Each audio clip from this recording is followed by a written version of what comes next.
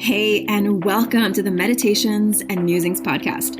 I'm Elena Lipson. I'm a mama, I'm a wife, and I'm the founder of the Divine Self-Care Circle membership and the Virtual Retreat Academy.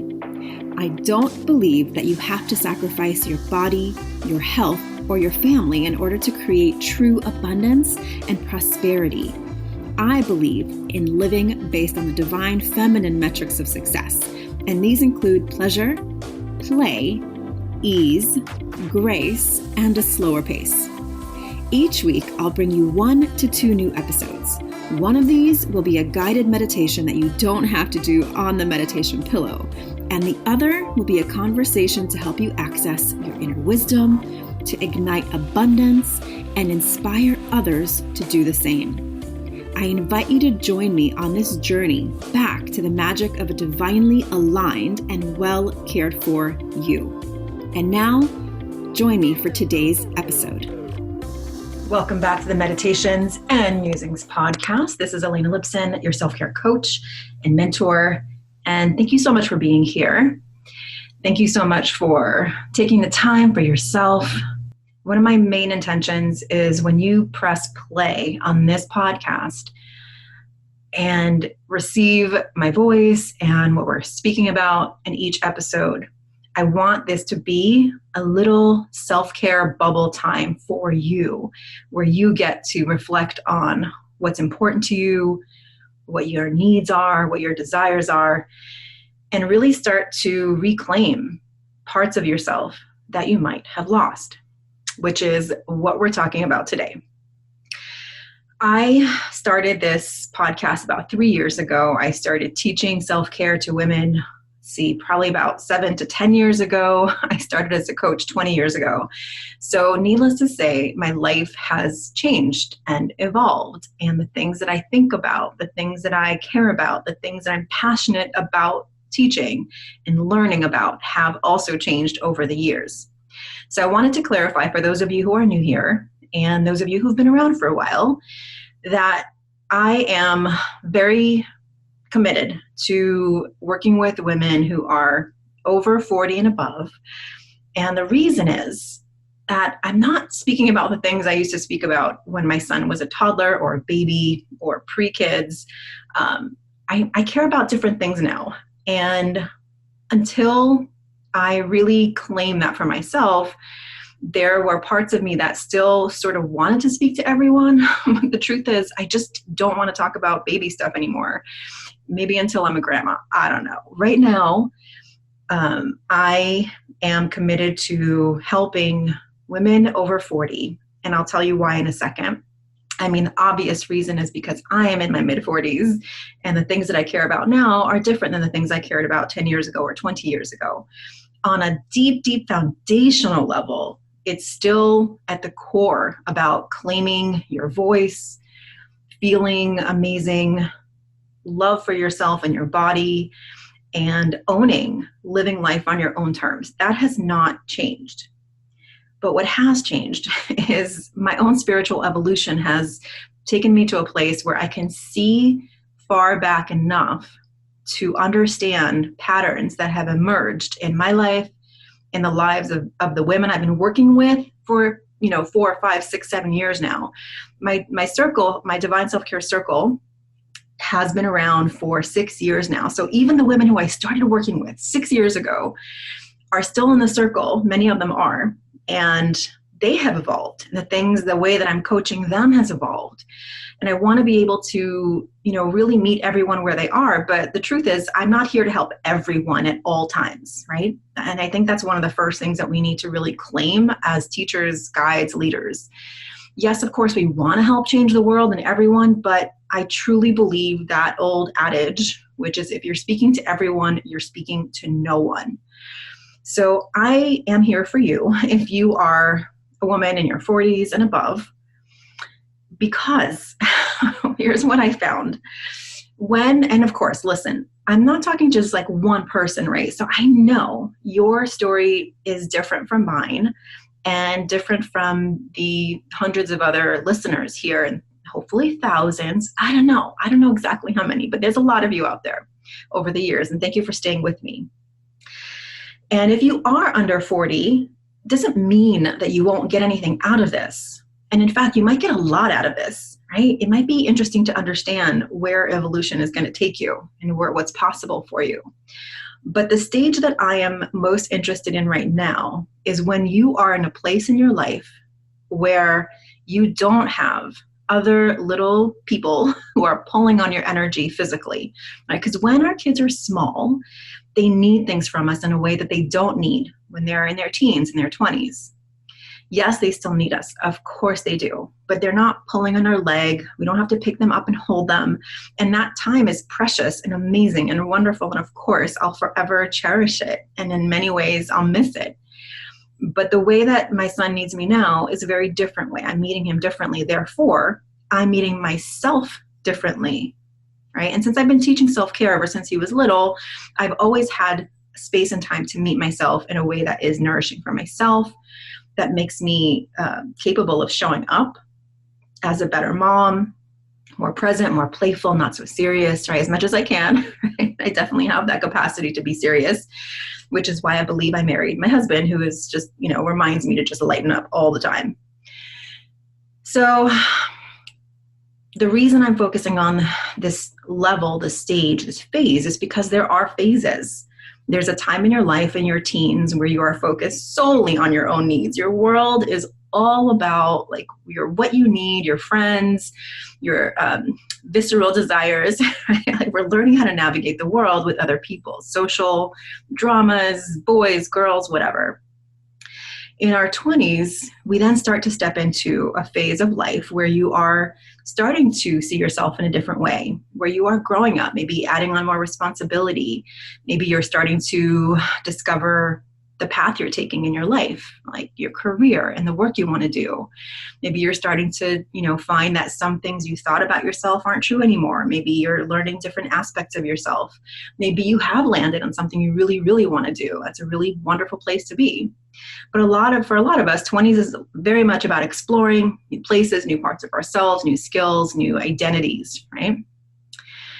In the 30s, for many, not for all, are about taking care of your family. Whether you have kids or not, it's this time to think about, because most likely the people around you are starting to get married and have kids, and whether you do or don't does not make a difference. It's that era of our lives where that's in the consciousness of the people that most likely you've grown up with, or are in your life, or in your work area. That's what even they're talking about, right? So it's kind of in your consciousness there. And yes, I know that the statistics show that women are getting married later in life and having kids later in their 40s. So I'm not saying this is for it's not a template, right? It's just an idea, because even having kids in your 40s is a very different experience. And I have friends who have had kids in their 40s and mid to late 40s, I should say. And it's a very different experience than having kids in your 20s or your 30s, because you know yourself in a much different way. You most likely have more resources in a different way. The support around you is different. Your friends aren't having little kids. So it's a very different experience from what I observed, right? I don't have kids did not choose to have a baby in my 40s. So I can't speak specifically to that experience, but I do have friends who have, and it's a much different experience than even the same friends who I know who had kids in their 30s, who then had a kid in their 40s. It's a very different experience.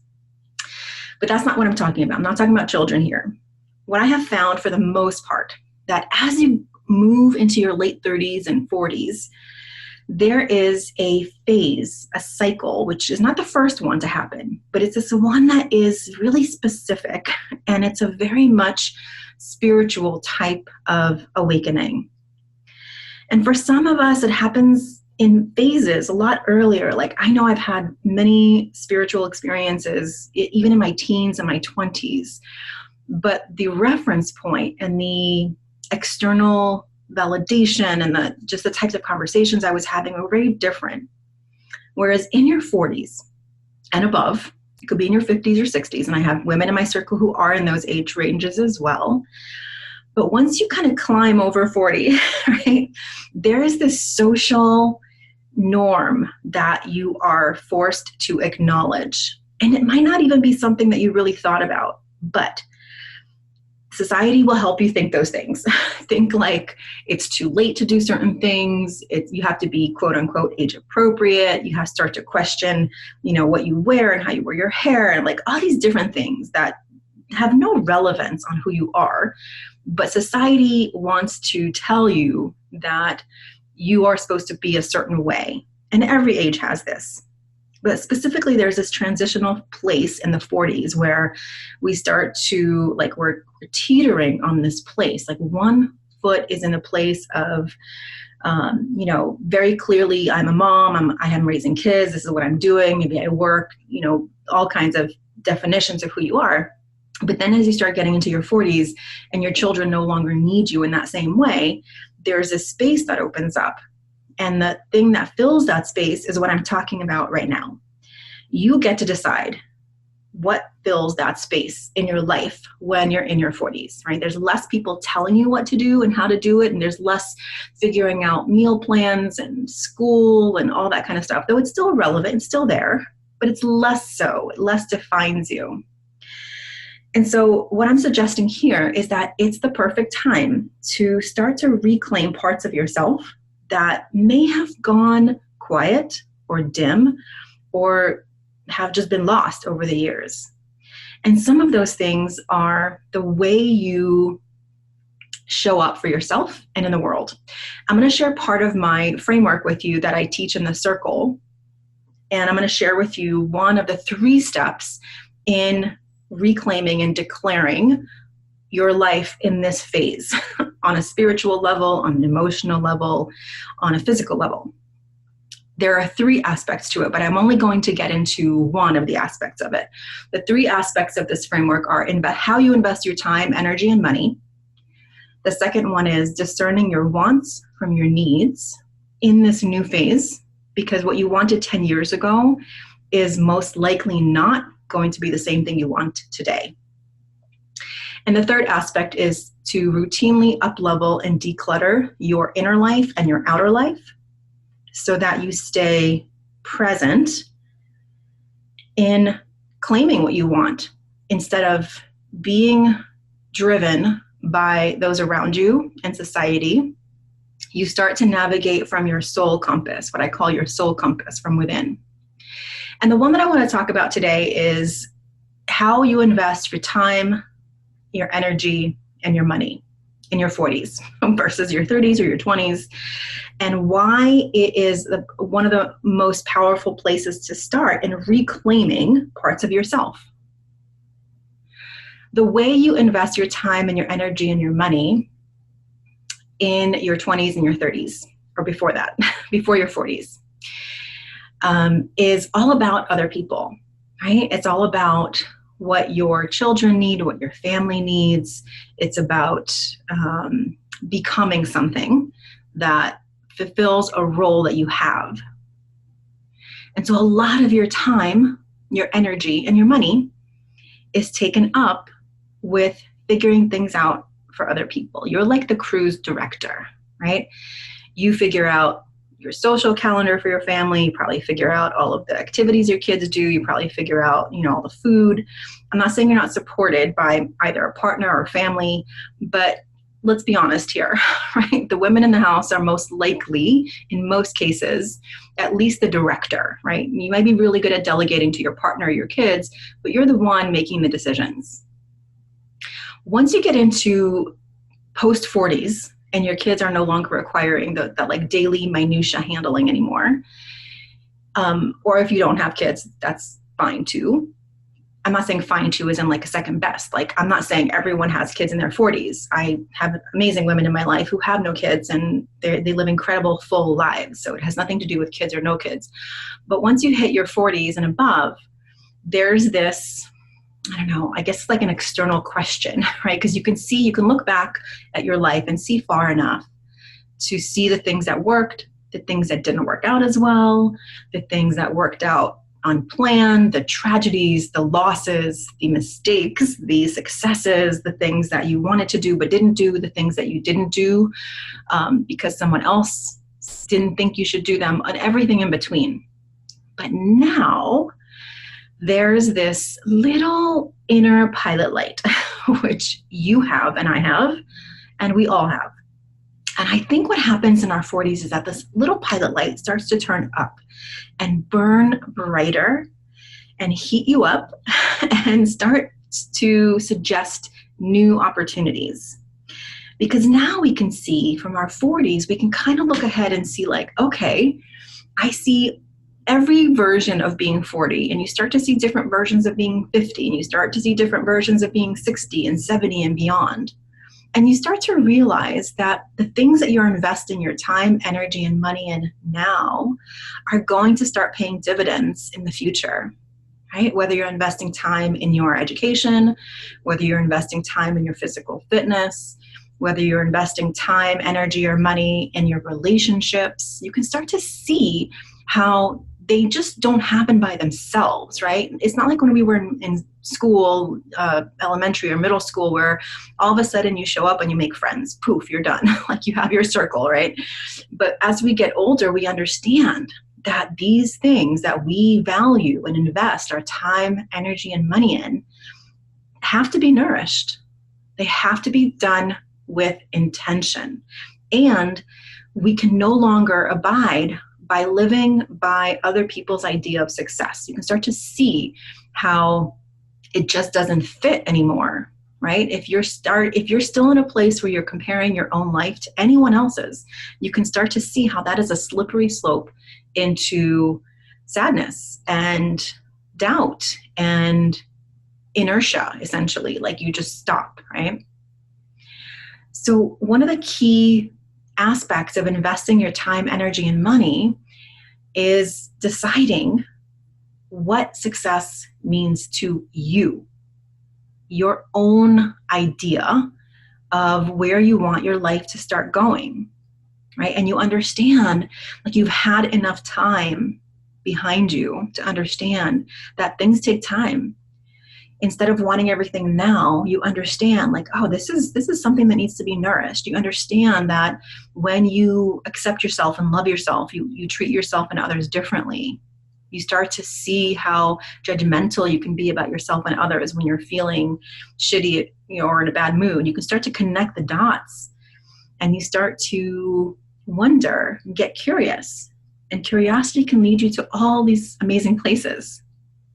But if you're drawn to this podcast, to my work, and to my voice, then I will venture to guess that you also have part of yourself that really feels like, oh, this is my time. This is my time to raise my standards. It's my time to explore parts of myself that I put away on the shelf a long time ago or in the back of the closet. It's my time to decide who I want to spend my time with and how I want to spend my time. It is my time to be what I want to be, right? It's my time. That's what the 40s and above feels like. It's my time. Like I have given so much to others. It's my time now. And this does not mean that all of a sudden nobody matters and you're like, all right, kids, you're on your own. Like, no, that's not what I mean. What I mean is it is my time, your time, to claim what you really want, right? And the other aspect of the framework that I teach, and I'm gonna have I know I promised you a workshop back in late October, but didn't quite happen, but it will happen in November. Another aspect of the framework is really being able to discern your wants and your needs and how to pick them apart from what other people want from you. So there's no directive in this particular episode today, but what I want you to take away is asking yourself these questions. First of all, the prompt of it's my time. I would love for you to grab your journal when you're ready. And this is how we do the work, right? This is the inner work. You don't just listen and sort of get inspired for 5 minutes and move on. If you want to do the inner work, this is the inner work. If you grab your journal and at the top of the page, just write, it is my time to. And just let yourself put on a timer for 10 minutes or 5 minutes, whatever, but no less than 5 minutes. And the reason I say that is because it's very easy to stop at the most obvious things It's my time to be successful. It's my time to make money. It's my time to be happy. But I want you to go beyond that. I want you to really close your eyes, take a breath, and just get into that deep, juicy soul part of yourself. It's my time to. And don't just stop at a one-word answer. So for example, you could say, it's my time to make more money, but don't stop there. Say, so that I can, right? It's my time to love my body so that I can, right? Let yourself go deeper. And as you're doing this particular really simple but powerful prompt, you're going to find that your ego will try to distract you, right? Because when you claim it's my time to, what your mind and your ego hear is that you're about to change shit up. And your ego doesn't really like that. Your ego wants to keep you really safe. But in order to really step into and claim and reclaim those parts of yourself that you've put on the back shelf for a long time, it's important to write it, speak it, read it. It's important for your own eyes to read it on paper. And the reason you do it on paper is because it slows your thinking down enough. Whereas if you write it on your laptop or your computer, it's easy to just type real fast and forget it. But when you write, it's a very different kind of connection with your brain, with your inner self-reflection. And it can be very transformative, even just starting to write those things, because then your soul compass starts to recalibrate. And if you've listened to the last couple of episodes, you know I actually recorded an episode all about recalibrating your inner compass and why it's so important to make sure that when you are calibrating your inner compass, you're calibrating it to what you want to calibrate it to, what is important to you, not what other people think you should do. That's episode number 206, how to calibrate your inner compass when you're feeling lost. That's a really good episode to listen to next. After this, if you want some more guidance on how to do that.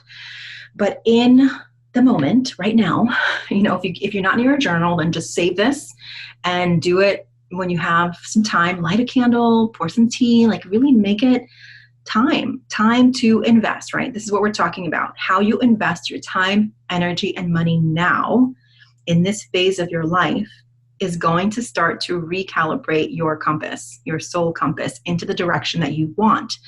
And it's a really beautiful ritual too, to say, I am now at this place in my life where I'm going to consciously choose to invest my time, energy, and money with intention. And how you get to that is by claiming it's your time. It's my time too. And I can't tell you what that is. I can give you ideas, but what I will say, what I do teach, and what I will keep teaching in my circle as we move into 2021, I believe that it is your time to put yourself first. It is your time to love your body without judgment. It is your time to raise your standards and no longer tolerate what doesn't serve you. I believe that it's your time to play more. And last but not least, I believe that it's your time to make a shitload of money or more money so that you can choose with your finances. And if you need another prompt, I'm happy to share this with you. Here's two more. So if you're finished with it's my time, or you want a different way to put it, you can say it's my time to blank in my relationships, or it's my time to blank in my physical body. You can just start there and start to really paint the picture so that you can create the next steps. And that's what I help you do in the circle. Okay, you might want to listen to this episode again. That's what I do when I hear something that all of a sudden shifts the way I see things. I want to make sure that it's not just one and done, or I turn the episode off and I move on, but in fact, it's something I actually do and embody. So you might want to re-listen to this, write down those questions that I asked you, and I would love to hear from you. I'd love to hear how this landed for you, what your takeaways are. And the best way to do that is to snap a screenshot of the podcast and post it on your story in Instagram and tag me at Elena_Lipson. You can also message me on Instagram at Elena_Lipson and let me know how this landed for you. And what else you want to talk about? Like, I want to know what's important to you in this phase of your life, because the conversation is only going to get juicier and deeper. All right. I am so glad you stayed with me till the end. I know you're committed because you're here. And I trust that this is the time and investment that is worth your energy of time and investment of energy. And yeah, I'll see you on the next episode. And if you have ideas for episodes, like you're like, I really want to talk about sexuality or orgasms or relationships in my 40s and 50s, I want to know, because I have my own ideas, but I'd really love to know from you. And the best way to send that over is to send me a message on Instagram. And as always, if you got something from this, I always invite you to leave a review and let me know how you're feeling. Of course, it helps other people just like you find the podcast. And if you want to share it with 2 or 3 friends or sisters or women in your life who are in a similar phase, then send it over and have that discussion together. All right, go take care of yourself, and I'll see you on the next episode of the Meditations and Musings podcast. Thank you so much for listening and learning about the new divine self-care way of being in your life, business, and the bedroom based on the divine feminine metrics of success: pleasure, play, ease, grace, and a slower pace. If you're ready to bust the myth of overwhelm and tap into an inspired start to each day, I've put together a free video series for you to help you start each day with energy, inspiration, and ignite that inner pilot light which attracts joy, magic, and synchronicity. You can access my 3-step magic morning practice to help you ignite your inner light and attract the abundance that you're craving. Head on over to elenalipson.com/gift. And if you enjoyed this episode, I would so love if you share it with a friend, a sister, a mother, a daughter, and please leave a review. That is how the magic starts to ripple out. Here's wishing you a day full of beauty, magic, and divine self-care. I'll see you next time at the Meditations and Musings podcast.